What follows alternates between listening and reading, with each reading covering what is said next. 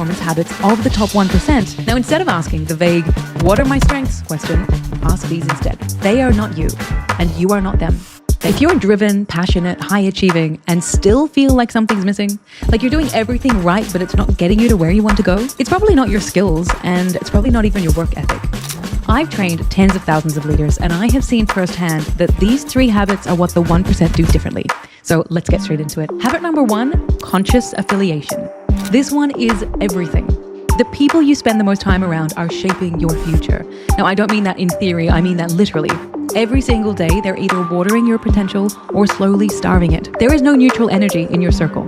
You're either getting pulled forward or pulled back. And let me tell you why that matters. There is a Greek myth, maybe you've heard of it, about a sculptor named Pygmalion. And he carves this stunning statue. It's breathtakingly beautiful, so lifelike, so perfect that he falls in love with it. And he names her Galatea. And he starts wishing, really wishing that she were real. Eventually, the goddess of love, Aphrodite, takes pity on him and brings the statue to life. Galatea becomes a real, breathing woman. In this story, Pygmalion's belief was so powerful that it brought a statue to life. Now, fast forward. Modern-day psychology actually gave this idea a name, which you've probably heard of, the Pygmalion effect.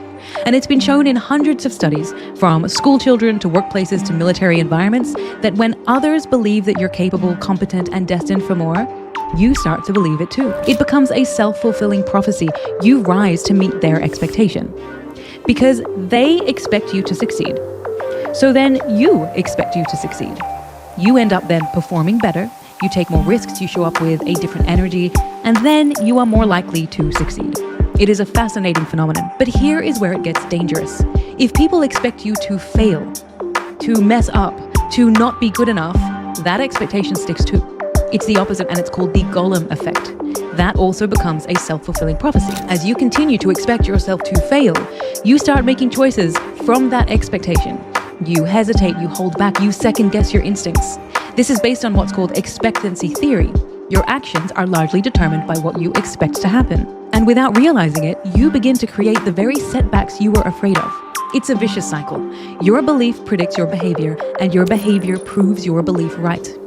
I remember seeing this snippet of a show from comedian Taylor Tomlinson. It's really short, but it highlights how this idea of expectancy plays out, but in a different context. It's in a romantic relationship.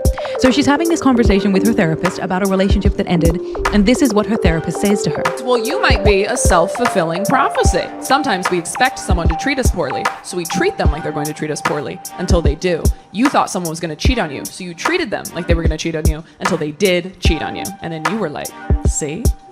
And I was like, oh. Think about that. You brace yourself for betrayal, so you get cold, distant, defensive, and eventually that person responds in kind.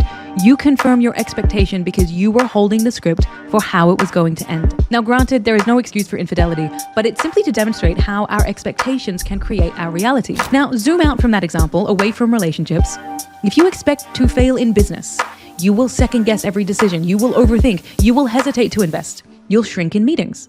And eventually the business suffers, not because you weren't capable, but because you never acted like you were. So let me ask you again, who's around you right now? Do they believe in your ability to succeed? Do they speak life into your vision? The most successful, fulfilled people have developed a habit of what I call conscious affiliation. They understand that success isn't just about what you do. It's also about who you allow to shape your mindset. Jim Rohn once said, you are the average of the 5 people you spend the most time with.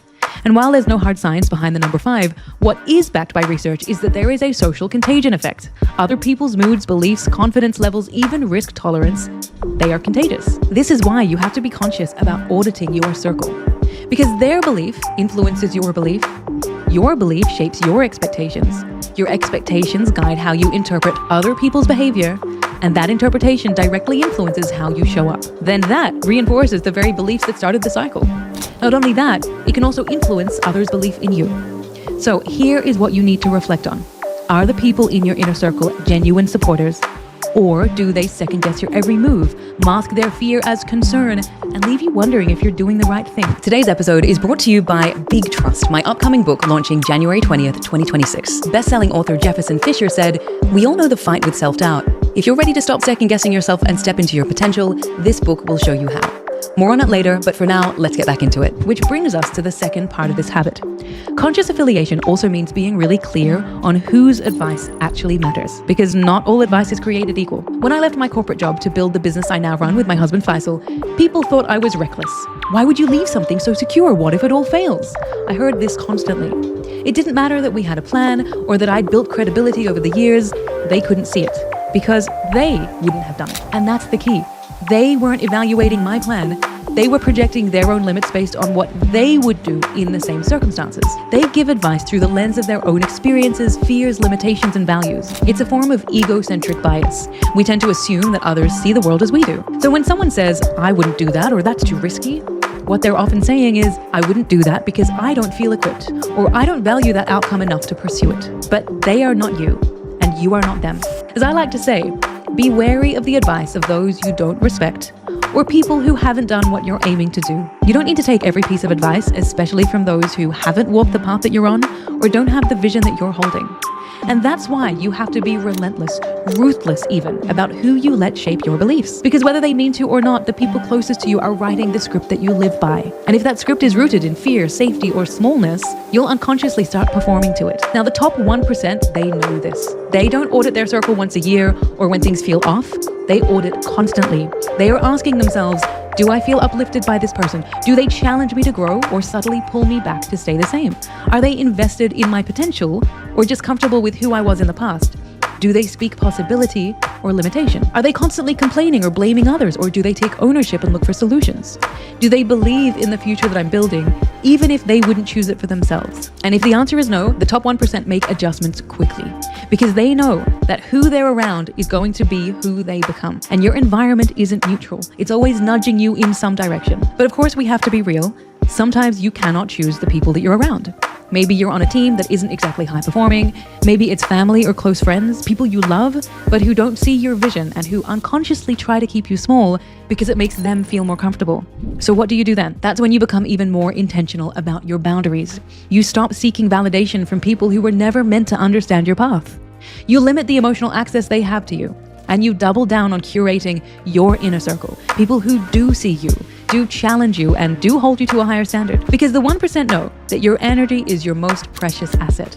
I've learned that myself as I've gotten older and more experienced. So protect it like your future depends on it, because it quite literally does. Guard your passion, guard your belief, guard that little spark that keeps whispering, you're made for more. You don't need everyone to understand your vision. You just need a few who believe it's possible. And most importantly, you need to believe it too. That is how you get ahead. That is how you stay ahead. And it starts with the habit of conscious affiliation. That's the foundation behind every success story that I've ever seen. Now to habit number 2, care less. This one can be really confronting, but if there's one habit that has changed everything for me, not overnight, but with time, it's this one. Now, not careless, as in careless with your work or your standards or your impact, and definitely not careless about people, but I've learned to care less about their approval. And this is one of the most misunderstood high-performance habits of the top 1%, yet it can be one of the most powerful to develop. Because if you spend your life trying to be approved of by everyone and avoid being disliked, you will spend your life contorting, compromising, shrinking. You'll say yes when you mean no.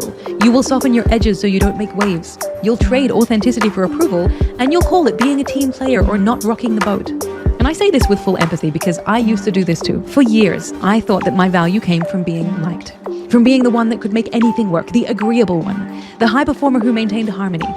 I would leave meetings questioning myself. Did that come across okay? Did I upset someone? Should I follow up and clarify again? It was exhausting. And the worst part is I still wasn't fully respected, because people don't respect performance without boundaries. They respect clarity, they respect congruence, they respect someone who knows who they are and isn't trying to be everything to everyone. So I started practicing this one line: care less. Not because I stopped caring, but because I started caring more about the right things. I care about staying in integrity. I care about doing my best work. I care about treating people with respect. I care about leading with excellence. But I stopped caring about whether that made me likable to every single person in the room. Because here is the thing. If you're doing anything worthwhile, someone will misunderstand it. If you're growing, evolving, expanding, someone will feel threatened by it. If you're stepping into leadership, someone will project their insecurity onto you. You cannot control that. But what you can control is whether their opinion gets a vote in how you move forward. Now, why is this so hard for so many of us? It's because we're social creatures. We've evolved to care what other people think. And not just emotionally, but neurologically. A groundbreaking study at the time, which came out of UCLA, headed by Matthew Lieberman, found that the pain of social rejection and the pain of physical injury activate the same neural circuitry in the brain.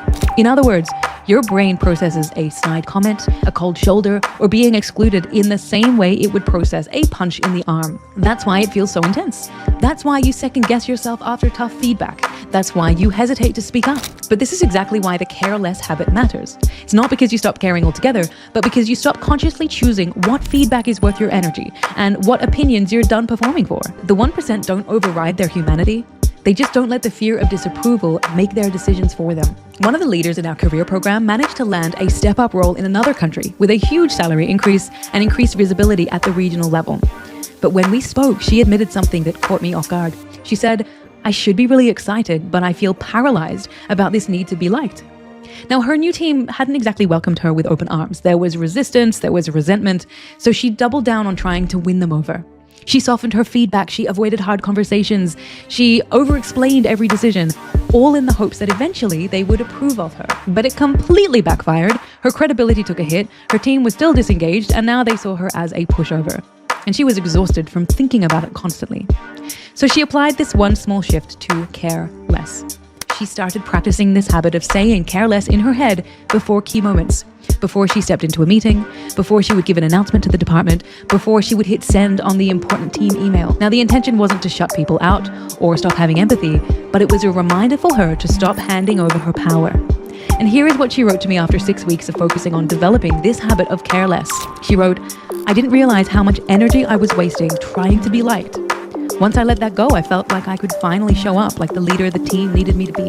That is what this habit gives you. A clean, clear kind of freedom. It's not a freedom from responsibility, but it's a freedom from rumination, from overthinking. And it works in those micro moments too. In fact, I use it more in the micro moments. Like when you're overthinking a LinkedIn post, wondering if it sounds too bold. Whether you're debating to call that disgruntled customer and have that hard conversation. When you're holding back in a meeting because you're worried that someone won't like your idea.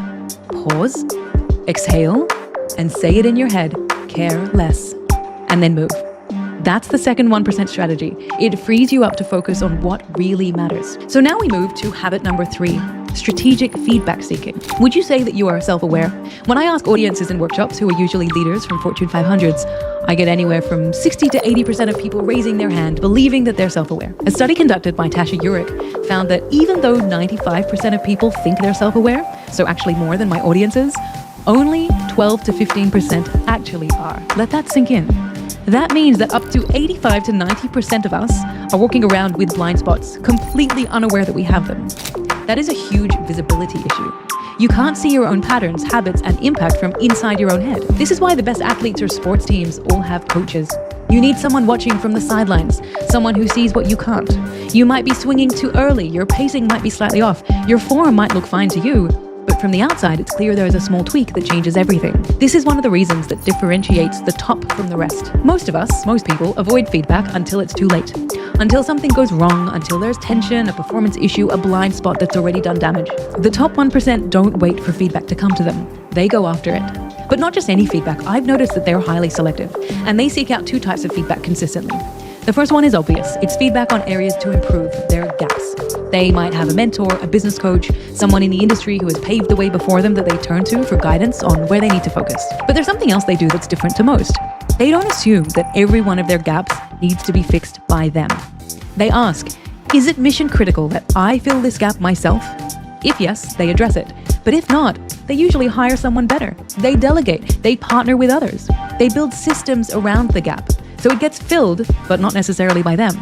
This is why so many high-performing entrepreneurs or CEOs have 2 ICs or leadership teams that essentially fill their own gaps. Improving doesn't always mean doing it all yourself. It means building capacity, and sometimes that means finding it in somebody else. Now, the second type of feedback they seek is feedback on strengths. But they don't just want to hear about their strengths, they want to optimize them. They ask questions like, when have I been at my best? What was I doing? What conditions allowed me to thrive? Because the top 1% are usually very intentional about making their strengths stronger. They design their roles, their schedules, even their teams around the zones when they're most effective. They look for ways to sharpen, to scale, and to repeat those peak moments. So instead of spreading themselves thin, trying to be well-rounded, they double down on being well-aligned. That's the difference. So how do you actually do this? Reach out to 5 to 10 people who have worked really closely with you, people who have seen you in action on a project, in a crisis, in a leadership role, or even just everyday situations. It could be a mix of peers, direct reports, team members, mentors, clients, even friends. Now, instead of asking the vague, "What are my strengths?" question, ask these instead. When have you seen me at my best? What was I doing? What did you notice about how I worked, communicated, or led in that moment? And what impact did it have? These questions come from the Reflected Best Self exercise. It's a research-backed tool developed at the University of Michigan. They designed it to elicit stories, not just adjectives, because the stories are where the insight lives. Anyone can call you confident or driven, but when someone shares a moment where you made them feel seen, or led a team through chaos, or turned a setback into momentum, that's gold. Once you gather a few of these stories, do 2 things. First, look for patterns. What themes showed up again and again? What are people relying on you for when you're at your best? That's your natural strength zone. Second, you want to translate it. So turn those insights into language that you can actually use. When you pitch yourself, when you shape your career path, or when you make strategic decisions, use it to intentionally design more of what lights you up. More projects in your sweet spot, more collaborations that bring out your best, more time in your zone of genius. Now you might think to yourself, "Oh, but that's just fishing for compliments." But no, it's not. It is giving you evidence. It's increasing your self-awareness and building your identity from real impact. The top 1% don't leave this stuff to chance. So these are the 3 habits that I have consistently seen in the highest performers, the highest potential people that I've ever come across that you can implement into your life too. Habit 1, conscious affiliation. Audit your circle constantly. Your future depends on it. Habit 2, care less. Respect is greater than approval. Choose alignment over validation. And habit 3, strategic feedback seeking. Don't just ask how to fix what's broken. Increase your self-awareness and use the insight to help you design your next career step. If you found value in this episode, please hit like and subscribe so you don't miss the next one. And let me know in the comments, which of these 3 habits are you going to focus on right now? I'm Sade Zarai, and I'll see you in the next one. Self-doubt doesn't shout. It whispers, and it keeps smart people playing small. You can't positive think your way past it. You have to rewire it. Big Trust is the result of 5 years of PhD research and over 100 studies, and they all point to one powerful truth. Your career satisfaction, your earning potential, even your happiness are shaped by 4 core attributes. When one of them is weak, self-doubt gets louder. Strengthen them and everything changes. Go to bigtrustbook.com to order and grab the exclusive bonuses while they're still available. Why is my phone buzzing? Is that my phone or your phone? We did it!